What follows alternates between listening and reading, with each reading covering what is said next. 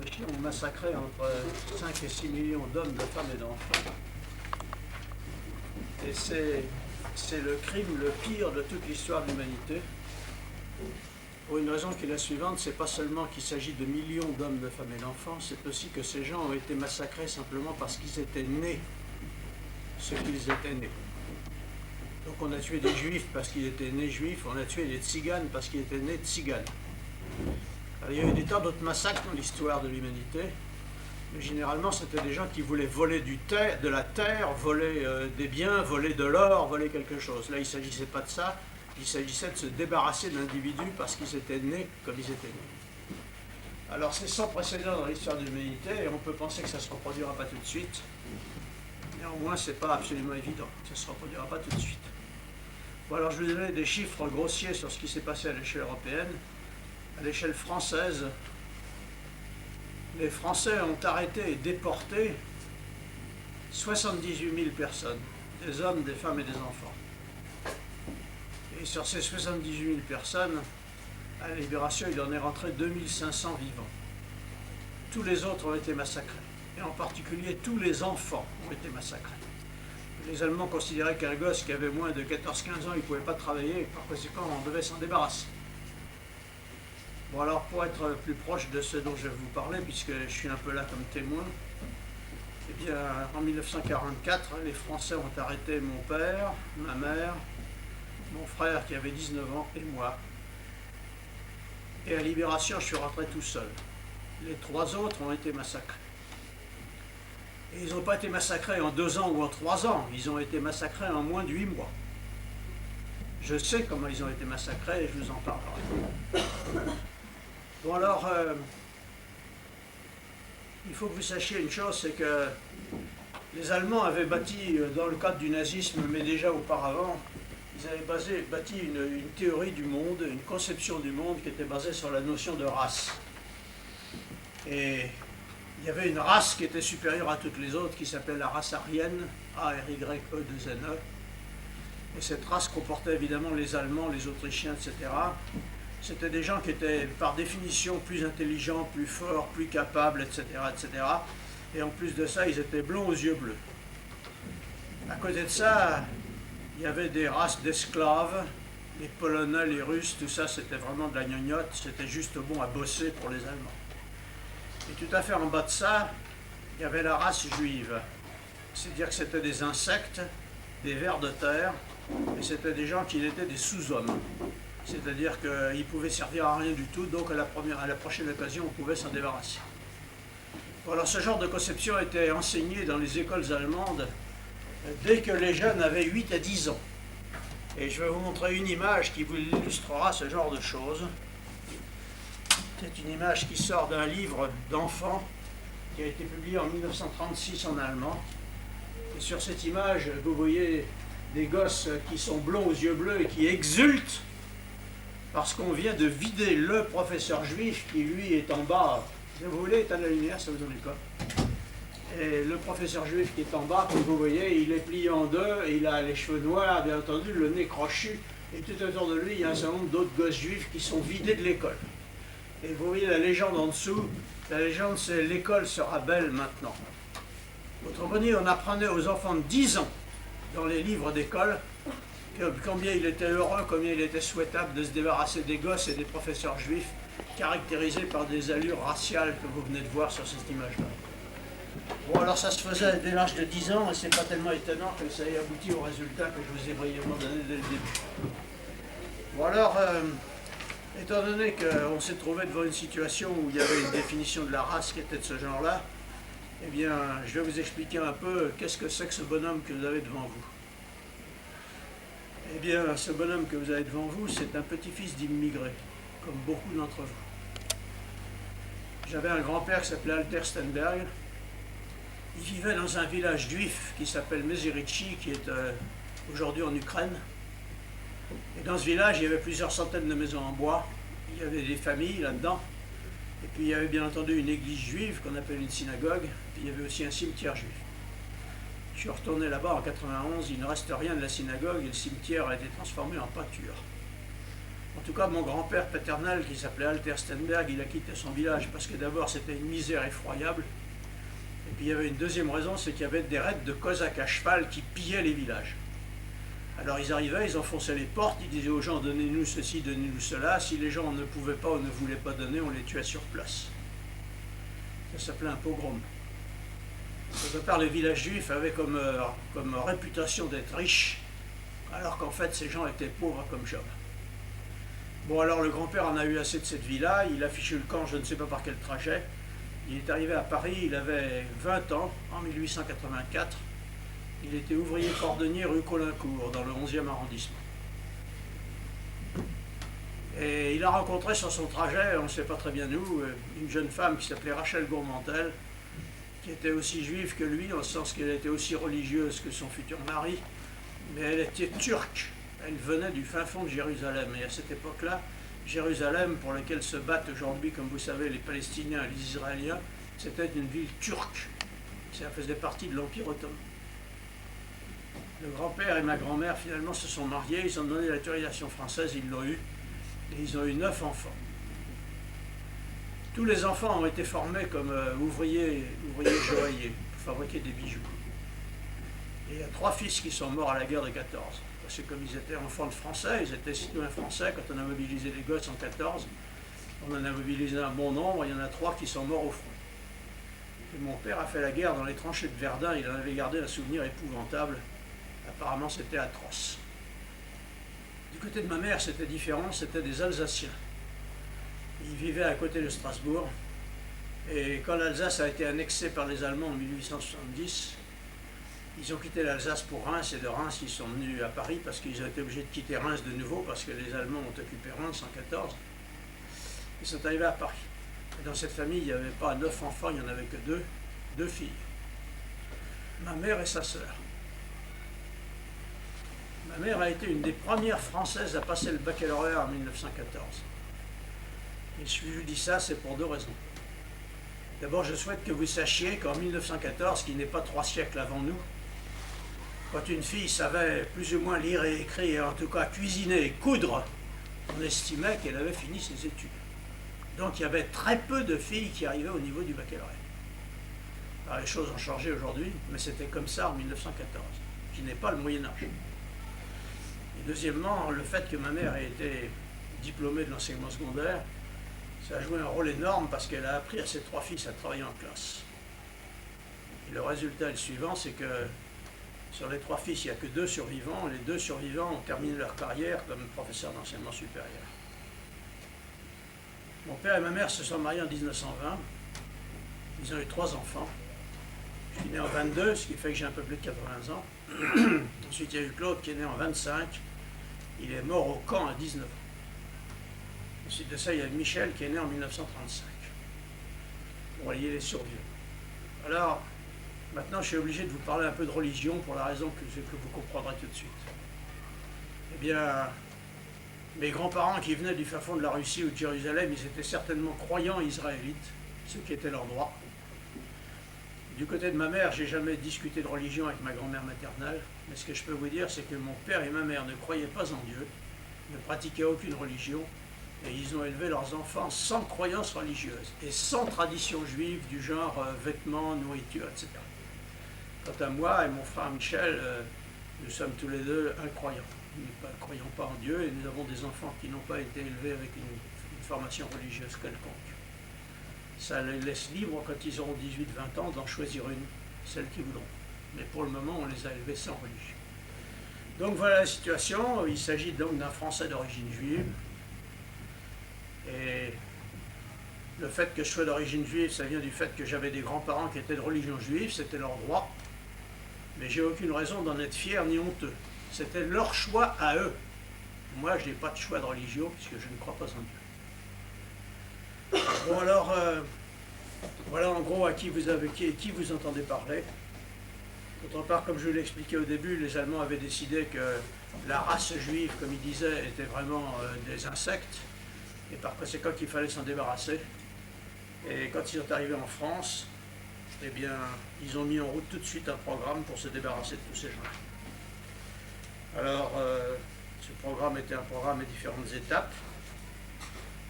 La première étape, on marquait les gens, vous verrez tout à l'heure comment. Ensuite, une fois qu'on les avait marqués, on les privait de tous leurs moyens d'existence, donc ils étaient entièrement dans la main des fascistes locaux, allemands ou français. Ensuite de ça, on les arrêtait, on les déportait et on s'en débarrassait physiquement. Bon, alors la première chose qu'on a fait, d'abord je dois vous dire que quand Pétain est arrivé au pouvoir, quand le fascisme français est arrivé au pouvoir, en l'espace de quelques mois, ils ont sorti 165 lois et décrets concernant le problème des Juifs, comme ils disaient. Et les Allemands ont sorti dans la même période environ 20 ordonnances. Et en conséquence de quoi, les gens ont été obligés plus ou moins d'obéir à ce genre de choses. Bon alors, problème, qu'est-ce que c'est qu'un juif? Parce que si on veut se débarrasser de ces gens-là, il faut savoir de qui on cause. Alors, les Allemands avaient cherché avec beaucoup d'énergie à définir ce que c'est que la race juive. Alors, ils avaient convoqué en Allemagne nazie des centaines et des centaines de juifs, et ils avaient mesuré la largeur de leurs pommettes, la hauteur de leur crâne, la profondeur du crâne, etc. Ils avaient fait des grandes listes avec énormément de chiffres pour faire des statistiques, et ils se sont cassés la figure, en ce sens qu'ils n'ont pas pu définir ce que c'est qu'une race juive. Alors moi j'ai constaté personnellement, et j'ai été en Israël une fois dans ma vie en 1970, en principe Israël est peuplé largement de juifs, j'ai vu que la moitié des gens étaient blonds aux yeux bleus comme les Aryens allemands. J'en ai déduit que la race juive ça n'existait pas, puisque les uns étaient noirs avec le nez crochu et les autres étaient blonds avec les yeux bleus, par conséquent il n'y avait pas de race juive. Alors ils étaient dans un pétrin noir, puisqu'ils voulaient se débarrasser de ces gens-là, et pour se débarrasser des gens, il faut être capable de dire « toi t'es juif et on va te foutre en l'air ». Alors ils sont partis de la religion. Et ils ont décidé quelque chose de monstrueux, à savoir que quand vous avez des grands-parents ou des arrière-grands-parents qui ont adopté la religion juive, vous êtes juif de race. Alors c'est monstrueux pour la raison suivante, c'est que le choix d'une religion, c'est un choix intellectuel. C'est un choix qu'on fait avec le cerveau, ou bien par son éducation. Alors que si la race en question existait, ça serait dans le sang, et ça se transmettrait par hérédité. Mais les Allemands n'en étaient pas à ça près. Quand on veut tuer son chien, on dit qu'il a la rage, et tous les moyens sont bons. Donc les Allemands arrivaient en France, et les fascistes français, ils se sont mis très vite en route pour appliquer ces différentes méthodes, pour se débrouiller et se débarrasser de ces gens-là.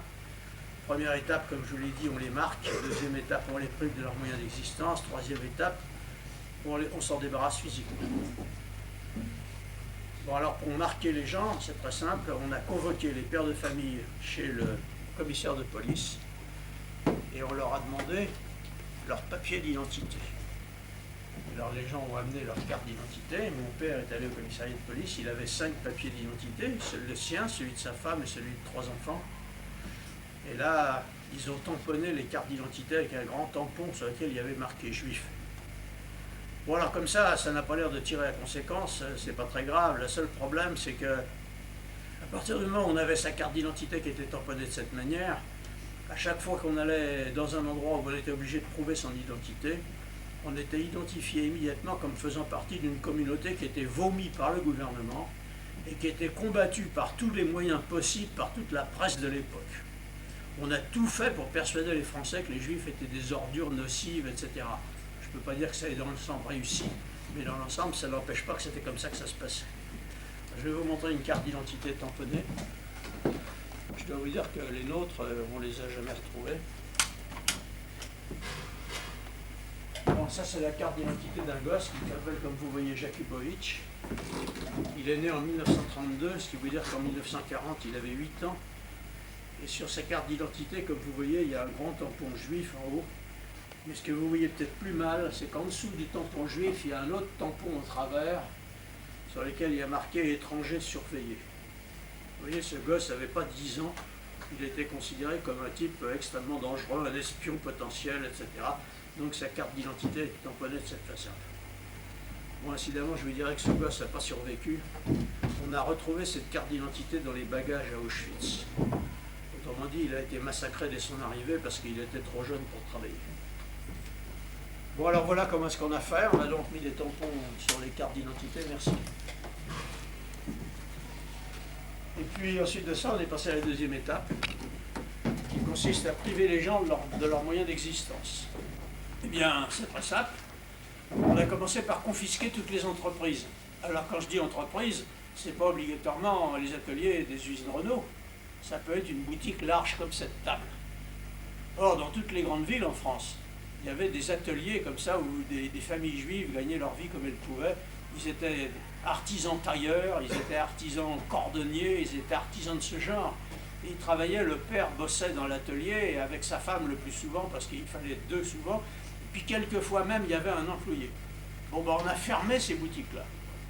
Et par conséquent, ces boutiques permettaient à une famille de vivre. La famille n'avait plus de moyens d'existence. Ensuite, on a trouvé qu'il fallait faire pareil avec ce qu'on appelle les professions libérales.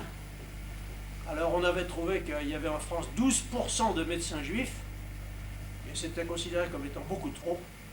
Par conséquent, on a réduit le nombre de médecins juifs à 3% de la totalité des médecins, ce qui veut dire que les 3/4 des médecins juifs ont été vidés de la profession.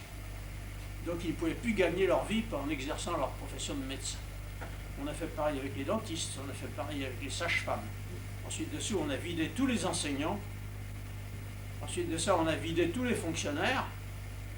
Ensuite de ça, on a interdit aux juifs toutes les professions qui étaient en contact avec le public, par exemple les acteurs de théâtre, mais ça concernait quand même pas beaucoup de gens. Et en plus de ça, ils n'avaient même pas le droit d'être vendeurs dans une boutique large comme ça. Bon, bah, le résultat pratique, c'est qu'il y a des dizaines de milliers de familles qui se sont trouvées réduites à la mendicité. Il y en a qui ont... D'abord, il y en a qui se sont suicidés. Et puis ensuite, il y en a qui ont survécu avec une certaine solidarité entre familles juives, et aussi beaucoup avec l'aide de familles françaises non juives. Et ça, c'est une chose que vous devez savoir, c'est l'honneur de votre pays. La France est le pays d'Europe occidentale, hormis le Danemark, dans lequel la proportion de familles juives qui a été massacrée est la plus faible. Le Danemark a eu encore moins parce qu'ils sont à 200 km de la Suède et que les pêcheurs transportaient les gens en bateau. Mais la France est le pays qui a eu la plus faible proportion de massacres. Il en est resté 76%. Seulement 24% ont été massacrés, et ça représente quand même 80 000 personnes. Bon alors, il y avait une autre solution pour survivre, c'est ce qu'on appelle les petits boulots. Alors je suppose que vous savez tous ce que c'est que les petits boulots, parce qu'il y en a 2 millions en France actuellement. Ce sont des boulots qui sont exercés par des gens qui n'ont pas le droit de travailler, par exemple parce qu'ils sont immigrés, et bien entendu, dans ces conditions-là, ils sont sous-payés. Eh bien, mon père a fait vivre sa famille pendant toute la guerre. Il était vendeur de meubles en bois blanc, avenue du Maine, dans le 14e arrondissement. C'était un boulot qu'il n'avait pas le droit d'exercer, puisqu'un juif n'avait pas le droit d'être vendeur. Et bien entendu, quand il était vendeur, il ne portait pas l'étoile qu'on nous a imposée un peu plus tard. Donc je vais vous parler presque tout de suite. Ensuite de ça, ils ont trouvé que ça ne suffisait pas. Alors ils ont pris toute une série de mesures, dont les unes étaient de la persécution gratuite, et les autres étaient des mesures de caractère policier. Bon, ben, vous êtes grand garçon, vous ferez la différence tout seul. Hein. Par exemple, on a confisqué les bicyclettes. On a confisqué les postes de radio. Ensuite, on nous a interdit de déménager. Donc, ils voulaient nous garder à l'adresse qu'on avait foutue dans les commissariats de police. Ensuite de ça, on nous a interdit d'aller au cinéma et au théâtre. On nous a interdit d'utiliser les cabines téléphoniques. Ensuite, on a interdit les jardins publics aux enfants juifs. En 1942, on nous a imposé un couvre-feu spécifique. Entre 8h du soir et 6h du matin, on n'avait pas le droit de sortir de chez soi. Et puis, en mai 1942, on nous a imposé le port d'une étoile jaune sur la partie avant-gauche du vêtement. Alors cette étoile était une étoile en tissu jaune de 15 cm de diamètre, qui était brodée en noir tout autour pour faire une étoile à 6 branches. Et au milieu, il y avait marqué juif. D'ailleurs, c'était juif, que ce soit pour un homme ou une femme, c'était masculin dans les deux cas. Et je dois vous dire, parce que je veux être honnête avec vous et je ne veux pas vous bourrer la caisse, eh bien, nous n'avons pratiquement jamais porté cette étoile, parce qu'on vivait dans un quartier où on était installé depuis qu'on était né, ou presque, et on ne voyait aucune raison de se distinguer de cette façon. Par contre, quand on avait affaire à une administration où il fallait montrer sa carte d'identité qui était tamponnée, à moins d'être complètement idiot, il fallait aussi porter l'étoile. Bon alors, ensuite on a trouvé que ça ne suffisait pas, on a pris une mesure qui est encore plus monstrueuse, qui est la suivante. C'était une époque où il n'y avait rien à manger, c'est-à-dire que toute la nourriture était rationnée. Alors on vous donnait tous les mois à la mairie des tickets en dépendant de votre âge et de la certain nombre de caractéristiques physiques. Moyennant quoi, avec ces tickets, on avait un peu à bouffer, mais pas grand-chose. Et de temps en temps, on savait que dans une boutique, quelque part, il allait arriver un chariot avec quelques fruits et légumes qui n'étaient pas rationnés. Alors inutile de vous dire que les mères de famille ont fait la queue le matin à 6 h du matin pour essayer d'acheter un peu de cette nourriture non rationnée. Incidemment, les mères de famille ont beaucoup souffert pendant la guerre, parce que ce sont elles qui ont alimenté les familles. Alors, les gens faisaient la queue à 6 h du matin, le chariot arrivait vers 8 h, et puis bien entendu, c'était pas un chariot de 20 tonnes. Résultat, à 9-10 h, il n'y avait plus rien dans la boutique. Bon alors, on a décidé que les mères de famille juives n'avaient pas le droit de faire la queue le matin. Elles avaient le droit de faire la queue seulement l'après-midi entre 3 et 4 heures. Ce qui veut dire que ma pauvre mère, bien entendu, elle voulait nourrir ses hommes, comme elle disait, c'est-à-dire son mari et ses 3 fils. Et par conséquent, elle faisait la queue le matin, comme toutes les mères de famille. Et quand elle faisait ça, elle était dans l'illégalité de 2 façons différentes. Premièrement, elle faisait la queue le matin à l'heure où une juive n'avait pas le droit de le faire. Et en plus de ça, bien entendu, elle ne portait pas son étoile qui l'aurait identifiée comme juive, donc elle était 2 fois dans l'illégalité. Et on a vécu comme ça pendant toute l'occupation. Ce qui veut dire qu'en fait, on vivait avec la trouille au ventre, parce qu'on était tout le temps dans l'illégalité ou au bord de l'illégalité. Ce n'est pas une situation extrêmement agréable.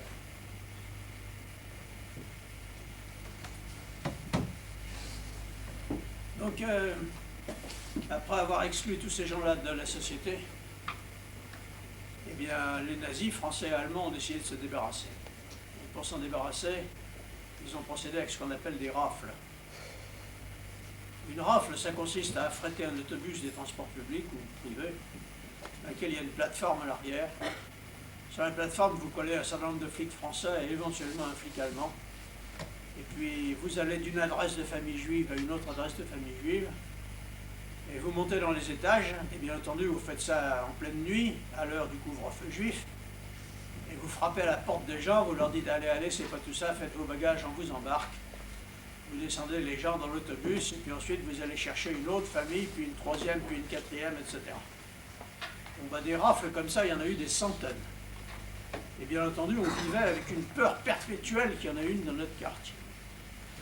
Alors je vous parlerai qu'une seule de ces rafles, qui s'appelle la rafle de Vélodrome d'hiver, qui a eu lieu en juillet 1942.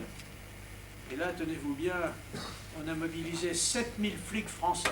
7000 flics français pour arrêter en 2 nuits 13 000 personnes, dont 4 000 enfants. Et on les a collés dans un vélodrome qui n'existe plus. Et vous imaginez bien ce que c'est qu'un vélodrome, hein, c'est une piste pour faire courir des cyclistes, et puis autour il y a des gradins. Et dans un ensemble de ce genre, il y a évidemment des WC pour les futurs spectateurs, mais il n'y a pas de salle d'eau. Et bien on a collé là-dedans 13 000 personnes, dont 4 000 enfants, on les a laissés poireauter pendant un certain temps, en leur donnant le moins possible à manger, et finalement on les a déportés. Et comme ils ont été déportés en 1942 au début, il n'y en a que 200 qui sont rentrés. Pas un seul enfant. Parce que les enfants, pour les Allemands, ça ne servait à rien, ils ne pouvaient pas travailler, donc on s'en débarrassait physiquement. Bon, alors il y a des rafles comme ça, il y en a eu des centaines, il y avait des rumeurs de rafles. Une rumeur de rafle, ça veut dire la trouille, bien entendu. Et de temps en temps, on allait se cacher chez des amis qui acceptaient de nous cacher. Et ces amis, c'était 2 familles de catholiques pratiquants qui croyaient à leur foi. C'est-à-dire qu'ils mettaient en application ce qu'ils avaient appris dans leur foi. Et la 3e famille, c'était une famille de communistes, qui étaient clandestins, qui étaient interdits, tout ce qu'on peut imaginer, mais qui nous cachaient de temps en temps. Alors malheureusement, quand on se cachait comme ça chez des amis qui vivaient dans un immeuble, ça ne pouvait pas durer très longtemps, parce que les concierges étaient chargés de rendre des comptes à la police concernant les étrangers qui circulaient dans l'immeuble. En conséquence de quoi, il fallait se cacher pour y aller et se cacher pour en sortir, ce qui veut dire qu'il n'était pas question d'aller à l'école, il n'était pas question de travailler, il n'était pas question de faire des courses. Donc on allait chez ces amis-là une nuit, éventuellement 2, et c'est tout. Et ces gars-là, quand ils acceptaient de nous cacher comme ça, ils prenaient des risques effroyables, parce que s'ils avaient été dénoncés, on leur aurait collé des années et des années de prison.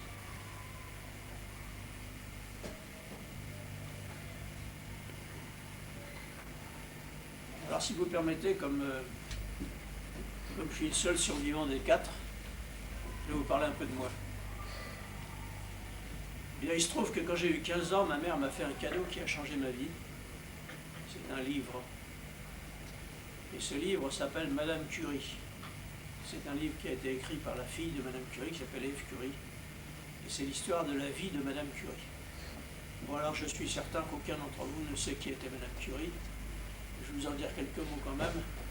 Madame Curie est une Polonaise immigrée en France, qui a fait des études supérieures en France, qui a découvert la radioactivité et un certain nombre d'autres phénomènes physiques. Et elle a été honorée 2 fois du prix Nobel. Or, dans un pays comme la France, quand quelqu'un a le prix Nobel, c'est un événement national. Et cette dame l'a eu 2 fois. Et sa fille a écrit l'histoire de sa vie, comment elle s'était débrouillée pour venir du fin fond de la Pologne et puis faire des études supérieures et puis finalement aboutir au prix Nobel 2 fois. Bon, ben j'ai lu ce livre. Et je l'ai relu, et je l'ai relu, et je l'ai relu un nombre de fois invraisemblable. Et après ça, j'ai été voir ma mère.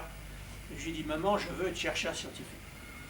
C'est-à-dire que j'avais fait un projet de carrière. Bon, ben, ma mère m'a fait un grand sourire. Et elle a dû penser qu'à 15 ans, j'étais un peu tôt pour me penser de ce genre de choses. En tout cas, je dois vous dire que j'ai réussi à être chercheur scientifique. Et comme c'est une passion, bien que je sois à la retraite depuis 15 ans, je travaille encore en laboratoire. C'est une chose qu'on n'abandonne pas. Bon, alors pour faire ce genre de choses, il faut faire des études scientifiques bien au-delà du baccalauréat. J'avais une solution qui consistait à me présenter dans ce qu'on appelle les grandes écoles, l'école normale supérieure ou l'école polytechnique, etc. Eh bien, d'abord, je me suis présenté au concours et j'ai été balancé, j'étais pas assez bon. Et puis d'autre part, même si j'y avais été accepté, je ne pouvais pas y rentrer parce qu'elles étaient interdites aux juifs. Donc j'ai choisi de faire une licence de sciences. Pour faire une licence de sciences, il a fallu que j'aille m'inscrire en Sorbonne. Donc je suis allé là-bas et bien entendu, sur ma veste, il y avait mon étoile, parce que je savais bien que je serais obligé de prouver mon identité. Je suis tombé sur 2 employés de l'université et j'ai conversé avec eux pendant un quart d'heure, 20 minutes pour savoir dans quelles conditions je pouvais m'inscrire en licence. Pendant un quart d'heure, 20 minutes, ces deux employés de l'université ont passé leur temps à me montrer, à me démontrer par leurs phrases qu'ils étaient solidaires. C'est-à-dire qu'ils étaient de mon côté contre les nazis. Ben, ces gens-là, je ne les oublierai jamais, parce que ça donnait du courage, figurez-vous. Ils n'étaient pas forcés de faire ça. Et j'ai pu m'inscrire en licence parce que je remplissais 3 conditions spécifiques aux Juifs. Premièrement, j'ai pu montrer que mon père était né en France de parents français. Deuxièmement, qu'il était ancien combattant. Et tenez-vous bien, il y avait une 3e condition impérative, mon père devait avoir été décoré. Et il se trouve que sur le front de Verdun, mon père avait eu la croix de guerre. Et sans ça, je ne pouvais pas m'inscrire en licence. Bon, bah ça, c'était le sort de l'étudiant juif à cette époque-là. Bon, alors j'ai donc fait mes études supérieures, une bonne partie de mes études supérieures pendant toute l'occupation. Et d'un autre côté, j'étais indigné par ce qui se passait en France, et pas concernant seulement la communauté juive, mais soi-disant telle. Je voyais bien que comment les Français étaient traités par les Allemands, comment est-ce qu'on les a obligés plus ou moins à aller travailler en Allemagne, etc. Et puis, par des amis non juifs, on avait des nouvelles de ce qui se passait dans le monde. On commençait à savoir comment les Allemands se comportaient dans les différents pays, en particulier quand ils ont envahi l'Union soviétique, la Pologne, etc. Et par conséquent, j'en avais conçu une hargne considérable contre les Allemands, et j'étais donc prêt à rentrer en résistance pour me battre contre ces ordures. Bon, ben c'est très simple. Un jour, il y a un copain qui s'appelle Jean. Et Jean est venu me voir, il m'a fait un grand discours pour m'exhorter à rentrer en résistance. Je lui ai dit, Jean, tu perds ton temps, je suis convaincu. Il m'a dit, bon, très bien, eh bien, écoute, si tu veux, moi, je suis membre du Parti communiste clandestin. Et si tu veux te joindre à nous, tu es le bienvenu. Et quand il a fait ça, il m'a marqué une confiance illimitée. Parce que vous comprenez bien que quand on était dans une organisation interdite, une organisation réprimée, une organisation clandestine, on n'y faisait pas rentrer n'importe qui. Eh bien, on m'a fait rentrer dans le PC clandestin, j'y suis rentré, et je me suis agité pendant toute l'occupation jusqu'à ce que je sois arrêté pour me battre contre les Allemands. Bon, alors ce qu'on a fait, c'est qu'on a surtout fait de la propagande. On utilisait toutes les informations qu'on avait sur le comportement des Allemands à travers toute l'Europe, et puis le comportement des Français fascistes en France, et on dénonçait ça dans des journaux, on produisait comme on pouvait, et puis ensuite on les distribuait. Bon, alors, pour les reproduire, il faut déjà des machines pour le faire, on en volait, ça s'appelait des ronéotypes. On volait des rhonéotypes et puis ensuite on les amenait dans des caves avec lesquelles on produisait des tracts. Ensuite il fallait les distribuer, on les mettait dans des paquets, on les donnait à des camarades qui allaient les redistribuer. Et nous on les distribuait aussi. Pour les distribuer, on les lançait dans les cinémas où j'avais pas le droit d'entrer. Et puis on les mettait dans les boîtes à lettres, évidemment très tôt le matin et très tard le soir pour pas être vu. Et c'était des heures où j'avais pas le droit d'être dehors. Donc je vous dirais très modestement, parce que je ne demande pas une statue, qu'en fait, quand je faisais ce boulot, je risquais ma peau tous les jours. Et en fait, on s'en rendait compte surtout après. Enfin bon, en tout cas, je risquais ma peau tous les jours, et mes parents n'en savaient rien. Je me suis caché de mes parents pendant toute la guerre. Pourquoi est-ce que je m'y suis